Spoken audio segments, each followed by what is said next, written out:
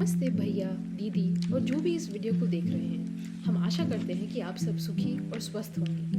BTS की इस नई वीडियो में हम आपके सामने एक बहुत ही महत्वपूर्ण मुद्दे को लाए हैं और वह मुद्दा है वायु प्रदूषण का। दिवाली के बाद और सर्दियों के दौरान इसके ऊपर बातचीत काफ़ी बढ़ जाती है। टीवी में, रेडियो में, अखबार में या अपने पड़ोसियों से बातचीत करते समय आपने कभी ना कभी इसके बारे में तो सुना ही होगा। हम आपको समझाना चाहते हैं कि वायु प्रदूषण असल में है क्या और इसका हमारे और हमारी सेहत के ऊपर क्या असर पड़ता है। वीडियो में आगे जाके हम आपको कुछ समाधान भी बताएंगे जिसका उपयोग आप कर सकते हैं वायु प्रदूषण से बचने के लिए। तो चलिए और जानते दोनों तस्वीरों को ध्यान से देखिए। क्या आपको इनके बीच कोई अंतर समझ आ रहा है? नीचे वाली तस्वीर में हम कोहरे को देख सकते हैं जिसको हम फॉग के नाम से भी जानते हैं।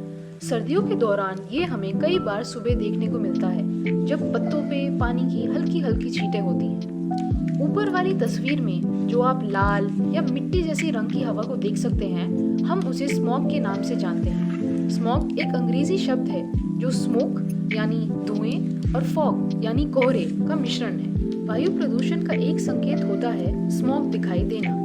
वायु प्रदूषण का मतलब होता है हवा में जहरीली रसायनों या यौगिकों की उपस्थिति उन स्तरों पर जो आमतौर पर मौजूद नहीं होती हैं और स्वास्थ्य जोखिम पैदा करती हैं। जैसा कि आपको पता होगा, हमारी वातावरण में कुछ गैस होते हैं। इन रसायनों या यौगिकों की वजह से हानिकारक गैस बढ़ जाती हैं और इसका असर पेड़ पौधों, जानवरों और इंसानों पर एक समान पड़ता है।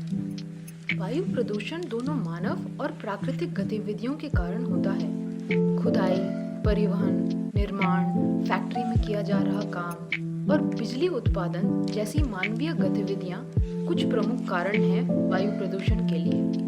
प्राकृतिक प्रक्रियाएं जैसे जंगल में आग लगना और ज्वालामुखी धमाका जो कभी-कभी होती हैं, हवा को भी प्रदूषित करती हैं। इसके अतिरिक्त पिछले कुछ वर्षों में दिवाली जैसे त्योहारों में पटाखे चलाने की वजह से हवा की हालत काफी खराब हुई है।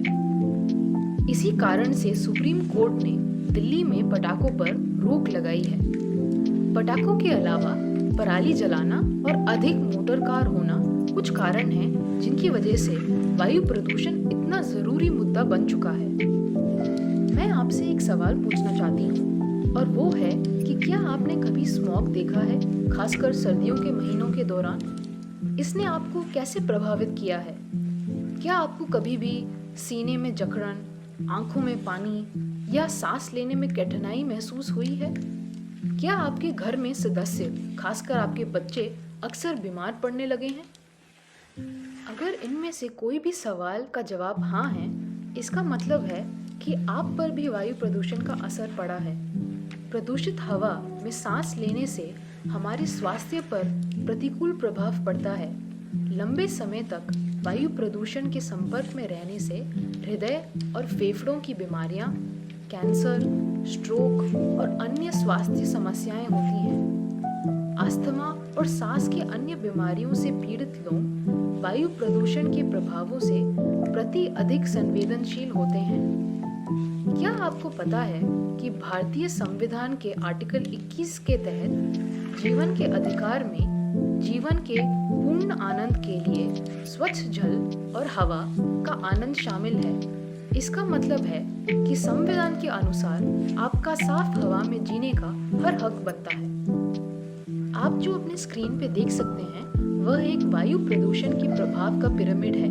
जैसे कि हम पिरामिड में ऊपर जाते हैं, प्रभाव की गंभीरता बढ़ती है और प्रभाव की परिमाण कम होते हैं। सबसे नीचे है फेफड़ों की समस्याएं, सूजन और हृदय संबंधी समस्याएं जो कई लाखों लोगों को असर करती हैं। जैसे कि हम ऊपर जाएंगे, आप देख सकते हैं छात्र की अनुपस्थिति स्कूलों में और छूटा हुआ काम जो लाखों लोगों को असर करता है। सबसे ऊपर लाल रंग में है मौत जो हजारों लोगों को असर करती है।